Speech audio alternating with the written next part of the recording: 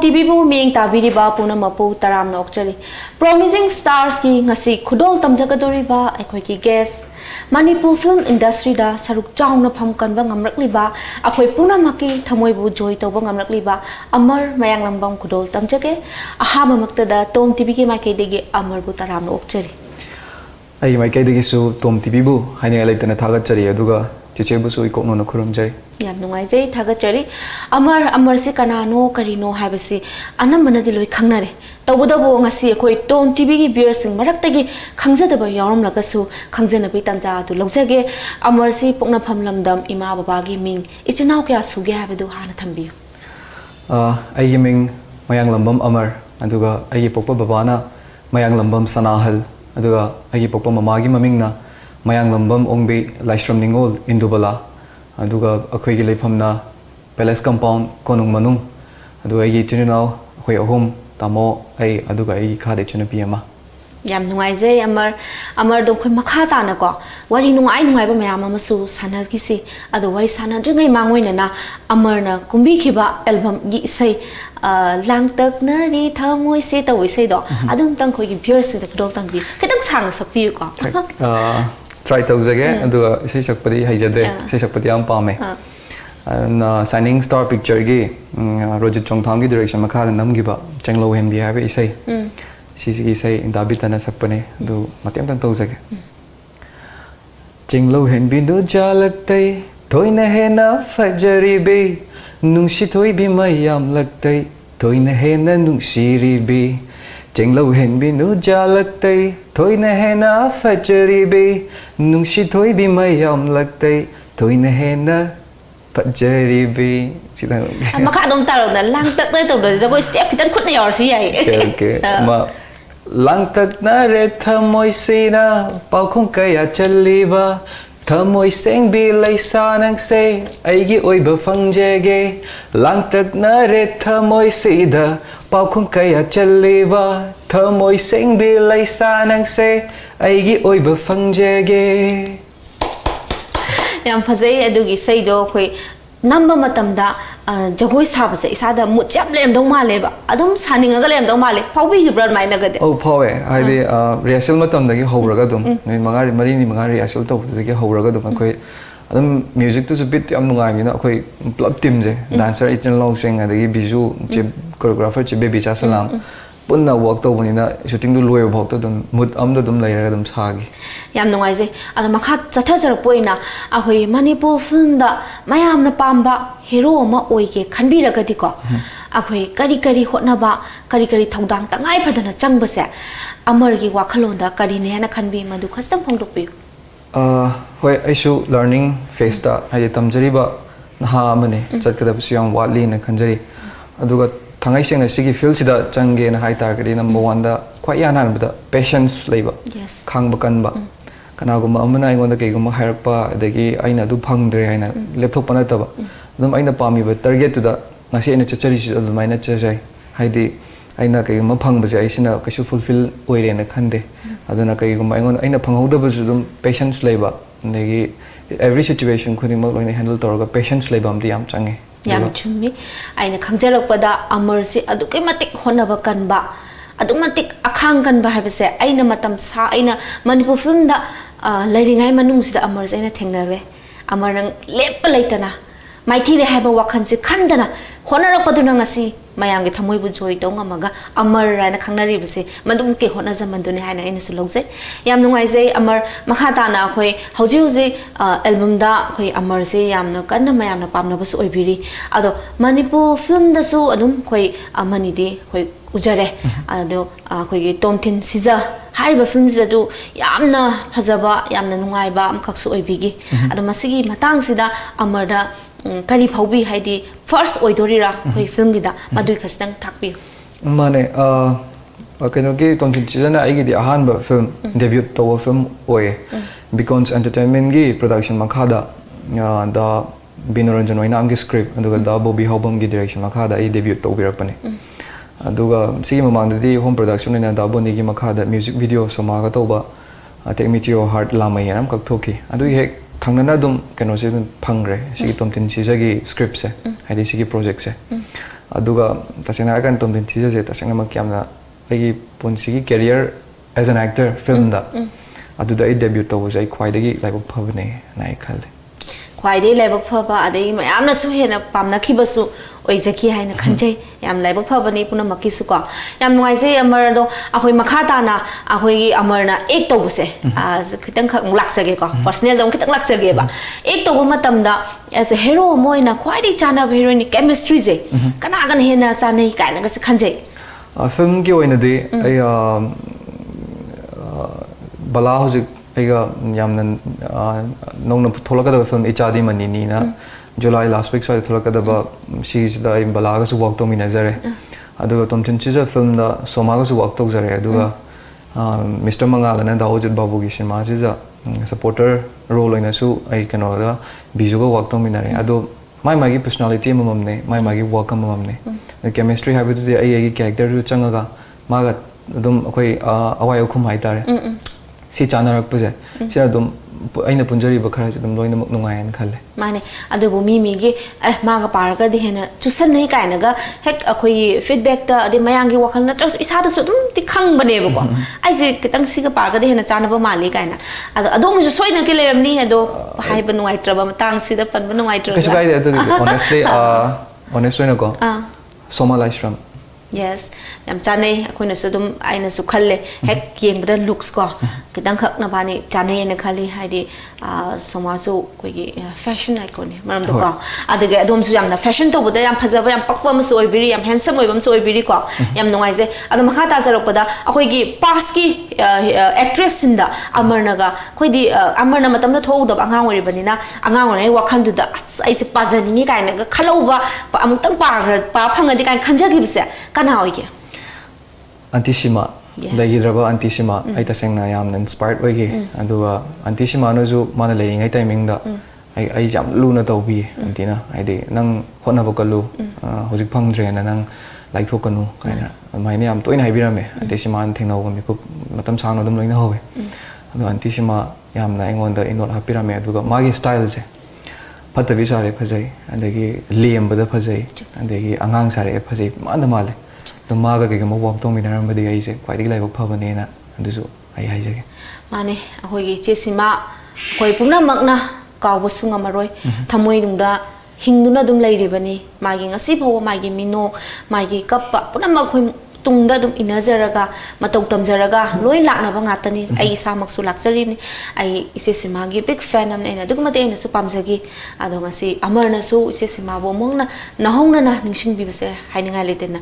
ꯌꯥꯝ ꯊꯃꯣꯏꯗ ꯅꯨꯡꯉꯥꯏꯕꯁꯨ ꯐꯥꯎꯖꯩ ꯏꯆꯦꯁꯤꯃꯥꯕꯨ ꯍꯤꯡꯉꯤ ꯊꯃꯣꯏꯗ ꯍꯥꯏꯅ ꯑꯩꯈꯣꯏ ꯈꯟꯖꯕꯁꯦ ꯌꯥꯝ ꯅꯨꯡꯉꯥꯏꯖꯩ ꯃꯈꯥ ꯇꯥꯖꯔꯛꯄ ꯑꯣꯏꯅ ꯑꯃꯔꯒꯤ ꯇꯣꯝꯊꯤꯟ ꯊꯤꯖꯁꯦ ꯑꯁꯤ ꯐꯤल्मꯁꯤꯒꯤ ꯗꯥꯏꯂꯣग ꯈ꯭ꯋꯥꯏꯗꯒꯤ ꯄꯥꯝꯖꯈꯤꯕ ꯃꯇꯥꯡ ꯑꯃꯇꯪ ꯈꯨꯗꯣꯜ ꯇꯝꯕꯤꯌꯨ ꯑꯩꯈꯣꯏ ꯚꯤꯌꯔꯁꯤꯡꯗ ꯗꯥꯏꯂꯣग ꯄꯥꯝꯕ ꯃꯌꯥꯝ ꯌꯥꯎꯈ꯭ꯔꯦ ꯇꯣꯝꯊꯤꯟ ꯊꯤꯖꯒꯤ ꯑꯗꯩ ꯑꯗꯨꯒ ꯈꯤꯇꯪ ꯇꯆ ꯇꯧꯕ ꯍꯥꯏꯇꯥꯔꯒꯗꯤ ꯑꯩꯈꯣꯏꯒꯤ ꯑꯩꯁꯤꯅ ꯑꯩꯒꯤ ꯐꯥꯗꯔ ꯁꯥꯕ ꯗꯥꯔꯥꯖꯨ ꯑꯗꯨꯒ ꯑꯩ ꯏꯃꯥ ꯁꯥꯔꯤꯕ ꯑꯩꯒꯤ ꯅꯤꯅꯦ ꯃꯌꯥ ꯆꯧꯗꯨꯔꯤ ꯃꯕꯥꯅꯤꯁꯦ ꯗꯤꯚꯣꯔꯁ ꯇꯧꯔꯒ ꯂꯩꯕ ꯄꯦꯔꯦꯟꯁ ꯑꯃꯈꯛ ꯑꯗꯨꯃꯥꯏꯅ ꯁꯥꯏꯀꯣ ꯑꯗꯨꯒ ꯑꯩꯗꯤ ꯂꯣꯟꯅ ꯑꯗꯨꯝ ꯁꯦꯇꯔꯗे ꯈꯨꯗꯤꯡꯃꯛꯀꯤ ꯅꯠꯇ꯭ꯔꯒ ꯁꯟꯗꯦ ꯈꯨꯗꯤꯡꯃꯛꯀꯤ ꯗꯥꯔꯥꯖꯨꯁꯦ ꯎꯅꯕ ꯆꯠꯂꯦ ꯇꯨꯃꯤꯟꯅ ꯄꯥꯔꯛꯀꯨꯝꯕ ꯑꯦꯔꯤꯌꯥ ꯑꯃꯗ ꯑꯗꯨꯒ ꯃꯃꯥꯁꯤꯅ ꯄꯥꯎꯁꯦ ꯐꯪꯉꯕ ꯃꯆꯥꯅꯨꯄꯥꯁꯦ ꯁꯨꯃꯥꯏꯅ ꯃꯄꯥꯒ ꯎꯅꯕ ꯆꯠꯈ꯭ꯔꯦ ꯇꯥꯕꯗꯒꯤ ꯌꯨꯝꯗ ꯍꯜꯂꯛꯑꯒ ꯑꯋꯥꯏ ꯑꯈꯨꯝ ꯇꯧꯅꯕ ꯑꯃ ꯌꯥꯎꯋꯦ ꯑꯗꯨꯒꯤ ꯃꯇꯥꯡꯗꯣ ꯍꯥꯏꯐꯦꯠꯇꯪ ꯇꯧꯖꯒꯦ ꯃꯥ ꯑꯩꯅ ꯑꯩꯈꯣꯏ ꯄꯥꯕꯨꯡꯒ ꯎꯅꯕꯁꯤꯕꯨ ꯀꯌꯥꯝ ꯀꯥꯏꯔꯒꯦ ꯑꯩꯒꯤ ꯑꯄꯣꯛꯄ ꯏꯄꯥꯅꯤ ꯃꯃꯥꯅ ꯄꯥꯝꯕ ꯗ꯭ꯔꯦꯁ ꯃꯃꯥꯅ ꯄꯥꯝꯕ ꯍꯦꯌꯔ ꯁ꯭ꯇꯥꯏꯜ ꯃꯃꯥꯅ ꯄꯥꯝꯕ ꯀꯦꯔꯤꯌꯔ ꯑꯩꯒꯤ ꯄꯨꯟꯁꯤꯁꯤꯕꯨ ꯃꯃꯥꯒꯤ ꯑꯄꯥꯝꯕꯗꯨ ꯉꯥꯛꯇ ꯇꯧꯅꯕ꯭ꯔꯣ ꯑꯩꯅ ꯀꯩ ꯄꯥꯝꯒꯦ ꯑꯩꯅ ꯀꯩ ꯂꯥꯏꯟꯗ ꯆꯠꯅꯤꯡꯉꯦ ꯍꯥꯏꯕꯗꯨꯗꯤ ꯃꯃꯥꯅ ꯅꯪ ꯍꯪꯕꯤꯔꯤꯁꯦ ꯀꯩꯒꯤꯅꯣ ꯌꯥꯝ ꯅꯨꯡꯉꯥꯏꯖꯩ ꯑꯃꯔꯅ ꯇꯧꯕꯤꯔꯤꯕ ꯗꯥꯏꯂꯣꯒꯁꯤ ꯇꯁꯦꯡꯅ ꯃꯃꯥ ꯃꯄꯥ ꯑꯣꯏꯔꯤꯕꯁꯤꯡꯒꯤ ꯀꯣ ꯃꯐꯝꯗ ꯃꯆꯥꯒꯤ ꯐꯤꯂꯤꯡꯁꯤꯁꯨ ꯈꯔ ꯈꯪꯕꯤꯌꯨ ꯃꯆꯥꯅ ꯄꯥꯝꯃꯤꯁꯦ ꯀꯔꯤꯅꯣ ꯍꯥꯏꯕꯗꯨꯅꯦꯕ ꯑꯗꯣ ꯍꯧꯖꯤꯛꯇꯤ ꯄꯨꯝꯅꯃꯛ ꯑꯩꯈꯣꯏꯒꯤ ꯖꯦꯅꯦꯔꯦꯁꯟꯁꯦ ꯍꯣꯡꯉꯛꯄꯩ ꯃꯇꯨꯡ ꯏꯟꯅ ꯃꯇꯝꯗ ꯑꯩꯈꯣꯏ ꯐꯤल्म ꯀꯨꯝꯒꯦ ꯏꯁꯩ ꯇꯧꯒꯦ ꯂꯤꯂꯥ ꯗ꯭ꯔꯥꯃꯥ ꯇꯧꯒꯦ ꯋꯥꯈꯜ ꯑꯃ ꯂꯥꯟꯅ ꯑꯗꯨꯝ ꯆꯠꯅꯔꯝꯃꯦ ꯍꯧꯖꯤꯛꯇꯤ ꯃꯃꯥ ꯃꯄꯥꯁꯤꯡꯁꯤꯅ ꯖꯒꯣꯏ ꯁꯥꯒꯦ ꯍꯥꯏꯔꯁꯨ ꯏꯁꯩ ꯇꯧꯒꯦ ꯍꯥꯏꯔꯁꯨ ꯃꯁꯤ ꯑꯥꯔꯠ ꯃꯈꯜ ꯑꯃꯅꯤ ꯃꯁꯤꯁꯨ ꯂꯥꯏꯔꯤꯛ ꯇꯝꯕ ꯃꯈꯜ ꯑꯃꯅꯤ ꯍꯥꯏꯗꯨꯅ ꯂꯣꯏ ꯁꯞꯄꯣꯔꯠ ꯇꯧꯃꯤꯟꯅꯔꯛꯏꯕ ꯁꯦ ꯍꯥꯏꯅꯤꯡꯉꯥꯏꯇꯅ ꯊꯥꯒꯠꯄꯁꯨ ꯅꯨꯡꯉꯥꯏꯕꯁꯨ ꯐꯣꯡꯗꯣꯛꯆꯔꯤ ꯃꯈꯥ ꯇꯥꯖꯔꯛꯄ ꯑꯣꯏꯅ ꯑꯃꯔꯁꯦ ꯍꯧꯖꯤꯛ ꯑꯩꯈꯣꯏ ꯈꯤꯇꯪ इंटरटेन तौसीको अमर से पाखंग माने पाखंग ओरबनिना अमर सुंग सोई सोइदना कनागुंबी अमति सोइ लेरमनि लेबिरबो लेबिद्रिबो complicated ti oy si je Yes. hai dum ai single mai na hai ai single ne do ahora yum halaga ni amu khoi amarda adu lai roi hai tar de yamna mata se phasana khai do thom hai tar ado ji kai ge viewers sing de ge amar ge friends sing de ge amar bu yam nungsi khangna se loina si edna haira patar ga di amar se kai no khum doi se ai everyone welcome hai de sense amadana ta pelo ko ai everyone loina ma ai kano na live loina loina ma khale ai de Instagram do igira adu Instagram na yam pai adu ai everyone ai message adam reply pi yam chumi maram di ahoi film kumjarui ba hero natraga heroine ade singer amoiro khoi art sangjali ba punam maga sibu mayam na nushi na ba mayam na pambi na ba khoi hotna jari ni ado mayam nushi pami harap matam da matang matam laite akhoi na understand to biraga lore ko asi matang sida khoi bunushi pami ha khoi saur bu su ya na te khoi nushi bina ba pambi na ba tawroga akhoi kamai thina chaigani ado si puna makse khoi inkhalak liba artist sing na so ro singer na so masi khangna chatlaninge ai gi wakhan da di yam nungai jai amar ana makha ta jar poina amar se khoi gi nupi se karamba quality mawonda yawba se pamge ai spouse ta hai tare ko ai partnership mana traga ai couple life chang pakanda mangonda ai quality thi bagi yes kaisu ai ngon do feeling like te ai ma perfect way da ba te have like te in fact ma ge dam ai isa se ning kana gum ba yum gi ningol do yum tha do la ko ne so adui nu pi du gi ai isa je ina perfect way dam chang ne ai adamai na khal le hai de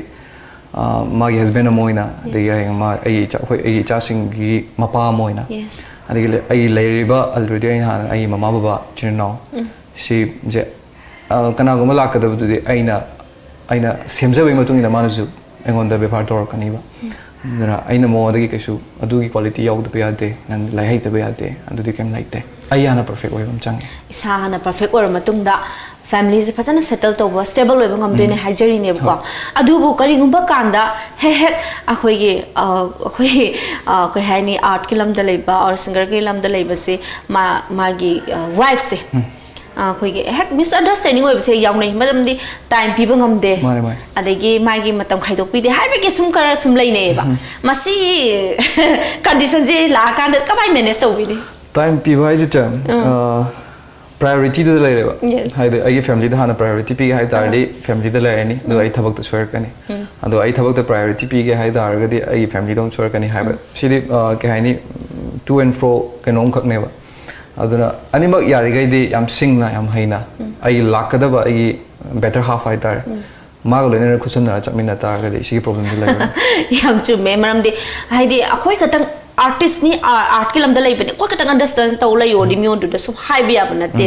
akhoi sai sa understand to bom change ba mioi bani ko mioi ba ko bani na loina apam pam de silai ri bani na aina su akhoi hai de artist de amakhang or matam di khaje ko yam important oi ningsing gi miss to we hai bagi khoi gi kai hai ni update ka pipi ba miss to we hai bagi ningsing ba dum ba di khar ka to wi ba da kar oi ba ai de artist ni ai bo understand to wi ba kai na sum hai le di ma du su akai ba lak to ni ba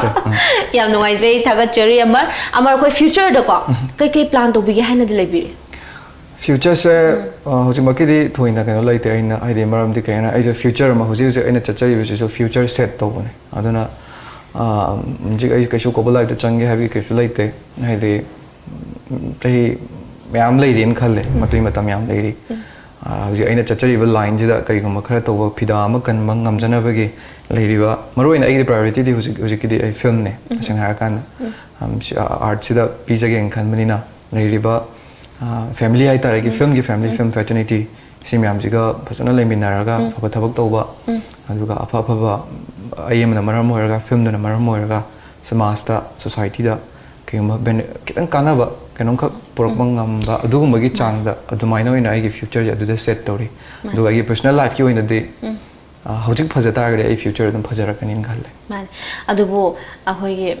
future da ko matam sang na khoi myam da amar na ek to bi ba kudol tambini matang ana thambiri adu ngasi khoi tom tv gi viewers da promising am tang to bi ra ma mayam gi pham na tam sang na khoi kudol tam jagi ni na ai taseng na honest no hai jage ai soidna ma ki mayam gi thawol to ngam jage ai aina ngam beria da maru ina film da mayam gi seba to jage thawol to jage du mayam na su loiba nairroidaba support andagi thauchal nungsibiba si mayam punamak si mayam gi mafamdagi ai phigau sana nijari mayamdagi asengba nungsiba andagi asengba thamoidagi pirpa blessing hai tare andum mayam do hanba leitana dumak pibiyu dum yam nungai je mayam gi bors phangboy biu aduga khoi tom tv gi maikai de gi su amarna khanjari ba wakal punamak akhoi mangol oibiu haibasi wish tawjage yam nungai je akhoi makha sadajar poina khoi gi senior artist sing jida ko junior artist amoina khoi gi senior na junior ta honing ba khoi tom tv na ngasi tanja du bijage phongdok ning ba khasang phongdok piyo senior na junior da aw ta honing basi senior de dum always advice dum pibiu khoi di junior ni na ta sengna har kanda hawda ngai tamda ngai kaina pharino kaina chomino chumam bu syai lalam bu syai tamangam de du khoi gi thak thong ba ja guru mayam hadi khoi bu kyara na takpi bangam ba halam mayam le senior artist mayam le senior director mayam le mogi lam chik lam tak makhada khoi bu himai chombiu anduga khoi afaba lambi du da punna chamina si khoi bu pubiu si katang hai jari yam nungai je du ko junior na di kari kai tawse tawbam thoi haibase khanje discipline yes has to be always maintained anduga ke haini tum nungsi chana na lemina nungsi ba han gaida nungsi ba utpa haibisdagi yam nungai je amar ado khoi makha ta jar kon amar je khoi gi nungai ta ba sin hena pambi bra ta romantic sin hena pambi bra particular can constant in a lay habit na ta ko loina mo pame hadi every character could whether romantic whether tragedy natragana kahani villain hoigara natragana main protagonist main antagonist do game laite on okay yung ba ina ngamgada be area hoitar gadi full ai effort thadharaga ai dum torongge adum khalle adu ani artist amor gadi loina mak tawbong ngam basine ba khwaide chawbong kunje adu afaba achok kanom khakti oi hending haidi pidori ba poto machang oi ba haidi area leba aina tawbong ngam bagi pot thokada ba area adu point to ni ado kar khoi armor da khoi sa da ujabada romantic kan hena pakni natraga negative role da hena pakni kaina haibi ro paga lei bi kibra romantic hai eba adu di yam nungsi na romantic te ko dialogue amtang hello som je uje kadai le birige ai konung manung na le aina tajabada di lambi amda kanangumbi amaga loina ra sakhen tajaina adu di langani da ai di yum da le oi da banga kanu ko oi da banga mase laina saubani ai ngang de da ai oi da bangang di ko adu budi khangni da matangi matungina do ai se kya nushi ke ba nungsi bai bese chimbal da hai ba nungsi ba do adu khak na te thamoi nung da aina phongdok tana thamli ba chang se sina nungsi bagi mai klara ba khudam ne ado haina badi le nupa na ko get ma pan thokra di thajaru no haine ba ado ai su thaja sira thaja de har su ira loi se thuri ba thaja har ga na mangja dori bra nupi oi ba ningol oi ba koi di wakhal ji samam nei bo dudi nupi da pure da yam nungai amar ngak sum entertain to buni ko nungai jai tung da manipur film sida khoi hujik heroine leibiri ko masina khoi professional oina lawba yarakadra hingbagi lambi sida khoina tung koina khoi haidi samna habna ningthau khubam nate mahani khubam nate habsi lahak tak taki leire alo khoi gi khubam nate mai magi kaino se loira kana hoi artist singda awaba thengna daba mayam thengna basu yauri ni thengna daba su yauri ni ado masi puna makta loina mak hoi nungai nga to oyu habati tamam de ko ado masi matang sida khangjali ba khongthang je artist ama oina kadai phawba luge laige habado isagi mot khasang phangbi aseng bahar kanda hojik chena hangbir wangse hojik kanna si je thengna ba horai engon da su aduga hojik ha ba professional oina si na igi livelihood oi ba ra sina yara dra ha ba je mi pong budi mang hange even social media da instagram da message tar pa kan engon da hai film ko me hai atai di kai doge yes hange ai dum honestly ko me ai kem to de ai film ko mi sida dum chacha ga ne duga aina bu chumna tor di che Manipuri film na Oscar dauba yaroi haibase leitedana Oscar ge platform da Manipuri film na Oscar phangba yaroi da akhoi da du yade haib leite chango Oscar phangni do aina chumna honaradi mayam punna taminarega positive way da ni ko cha hot po honaradi matol somda loini koi gi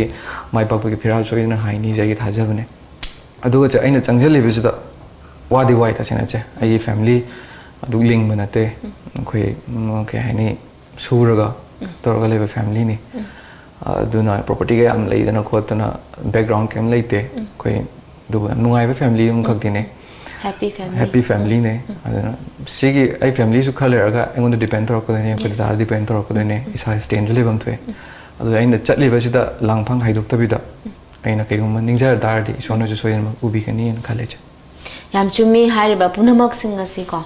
ahoi iramdam asibu manipur gi sarkar paibiriba sing su khasitang ming changbiraga mane haidi akhoi art ta kaunjariba kangu sina art hodari ngai da akhoi atopa thabak pakhat pangam jade matam su leijade mayam gi khasitang orabasu pelan da hona jari ngai da aduna khoi tungda artist sing jigi karigumba mafam khajik khajik kamti sembi na bai tamakta sinbiragadi yam hena mai imong manung ne che government sing imong manung ne akhoi amta ne anduna ke haini ai imong member ma phan ge haitari head of department ne yingsan ga doine aduna moi na su positive oina moi na ju hona birakani aduga ai khoi ki family ne su moi da khutsamna na chapminar kani ha be cha pathaja bani romantic oba mutte sai am tanga khudol tambiram romantic say romantic say se isan kwai di pamjaba ama thamge che ai July da last week the release tong have a film Ichadi Manini have a film siki song thamoi gi mihul sigi balaga ek tong mina bane sigi sima matte ama thamjage AJ Maisnam ga surma ai chan surma chanuga inau AJ Maisnam ga sae da balaga punne ek tawe da surma niri sigi sai ne duga da Binoranjan nam gi lyrics the direction and da git nam gi ahen bakanabu urude aina jamlavina taubu penjaki aina lairang nangi lainam bulo na sena jeriye malang sahum fanghanda no sipalun semliye lairang nangi lainam bulo na sena jeriye malang sahum fanghanda no sipalun semliye yam nuksi khoi yam thuna yengba phangbasu oijage ko ayam nungai chei makha ta na khoi huju je amara akhoi gi thuna nauna puthor ka dawba film kya di lebiri ke mayam ko daw tam ge dawba film July gi hujiki Ichadi Manini ji amna nungai nin khale ani kitang family drama bodi family drama ne duga ai mo to di mayam dum nuksi bigini na khanjai nungai je cancer patient ama sai okay leukemia patient blood cancer adui adishma do lu go loi kok thwe che adana ma na go na nungai adu ma July last week ta release to jarani adu loiraga hopefully timing di khangdre da Ozit Babu gi Mr Magala na adu supporting role oina adu ma leijare se leibaga biju gu su moi pun ek tong mine duga atai di che under kano the project le riba hawada ba dumba August tha di shooting hawada ba dumba khari di leich yam nungai je aduma khoi thuna ko puthok piraga mayam da khudol tamba oi biu adu khoi last oina roi boina khoi guest khuding di khoi dum thamjai hangjai wa hangsi maram di guest amagi wakhalon adigi amta manadam ni na khangjaning ba aduna khoi Tom TV Manipur gi first private satellite channel ni Tata Sky da 1973 42 country yengba phangba ubiri masidai da as actor amo natana ko iramdam gi macha moina kari phaubi gi khastang ten tak na thambiram ai iramdam sida pokpa maitei macha amani Manipuri amani aduna ai iramdam yam nungsi apomok pokta edum maitei oina Manipuri omoina dum pokchage na dum jasang boge edum feel tawe aduga Tom TV gi oina de world da kai haidan che art and culture na adagi sports na bitri dum koi sakta e Manipur ji sakta e sana lebak se sakta e haidan che Tom TV na jo hojike arts and culture sports laraga Tom TV na jo Manipur se malangi mapum khudi mak sakta e sia khoi gi achoba mai pak pani na thamjage che ꯌꯥꯝ ꯅꯨꯡꯉꯥꯏꯖꯩ ꯑꯃꯔ ꯉꯁꯤ ꯐꯣꯡꯗꯣꯛꯄꯤꯔꯝꯕꯁꯤ ꯉꯁꯤ ꯑꯩ ꯏꯁꯥꯃꯛ ꯇꯣꯝ ꯇꯤꯚꯤꯒꯤ host ꯑꯃ ꯑꯣꯏꯖꯅ ꯌꯥꯝ ꯆꯥꯎꯊꯣꯛꯆꯕ ꯑꯃ ꯐꯥꯎꯖꯕ ꯐꯤꯜ ꯑꯃꯁꯨ ꯂꯥꯛꯆꯩ ꯊꯦꯡꯛ ꯌꯨ ꯑꯃꯔ ꯑꯃꯔ ꯑꯩꯈꯣꯏ ꯉꯁꯤꯒꯤꯗꯤ ꯑꯀꯛꯅꯕ ꯃꯇꯝꯅꯤꯅ ꯑꯃꯔꯗ ꯍꯪꯖꯅꯤꯡꯕ ꯈꯪꯖꯅꯤꯡꯕ ꯃꯌꯥꯝ ꯑꯃ ꯑꯩꯈꯣꯏꯒꯤ ꯚ꯭ꯌꯨꯑꯔꯁꯤꯡꯅꯁꯨ ꯄꯦꯜꯂꯝꯃꯣꯏꯗꯣꯏꯅꯤ ꯄꯨꯡꯁꯦ ꯑꯩꯈꯣꯏ ꯇꯦꯟꯇꯛ ꯇꯧꯋꯦꯅ ꯑꯗꯨꯝ ꯐꯤꯗꯕꯦꯛꯇꯁꯨ ꯑꯗꯨꯝ ꯍꯥꯏꯕꯤ ꯑꯗꯨꯕꯨ ꯑꯩꯈꯣꯏ ꯌꯥꯝ ꯊꯨꯅ ꯃꯌꯥꯝꯒꯤ ꯄꯦꯟꯅꯅꯕꯁꯦ ꯍꯣꯠꯅꯖꯔꯛꯀꯗꯣꯏꯅꯤ ꯇꯞꯅ ꯇꯞꯅ ꯑꯗꯣ ꯉꯁꯤꯒꯤ ꯑꯣꯏꯅꯗꯤ ꯑꯩꯈꯣꯏ ꯑꯃꯔꯗꯒꯤꯁꯨꯀꯣ ꯀꯥꯏꯅꯕꯒꯤ ꯑꯌꯥꯕ ꯂꯧꯖꯒꯦ ꯚ꯭ꯌꯨꯑꯔꯁ ꯉꯁꯤꯒꯤ ꯑꯣꯏꯅꯗꯤ ꯄ꯭ꯔꯣꯃꯤꯖꯤꯡ ꯁ꯭ꯇꯥꯔꯁ ꯈꯨꯗꯣꯜ ꯇꯝꯖꯕꯒꯤ ꯃꯤꯀꯨꯞ ꯑꯁꯤ ꯇꯥꯟꯖꯥ ꯑꯁꯤꯗ ꯂꯣꯏꯁꯤꯟꯖꯒꯦ ꯃꯊꯪꯒꯤ ꯑꯦꯄꯤꯁꯣꯗꯇ ꯑꯅꯧꯕ ꯒꯦꯁ ꯑꯗꯣꯝꯒꯤꯗꯃꯛꯇ ꯑꯃꯨꯛ ꯄꯨꯗꯨꯅ ꯂꯥꯛꯆꯒꯦ ꯉꯁꯤꯒꯤ ꯑꯣꯏꯅꯗꯤ ꯑꯃꯨꯛꯀꯁꯨ ꯍꯟꯅ ꯀꯥꯏꯅꯅꯕ ꯌꯥꯊꯪ ꯂꯧꯖꯔꯤ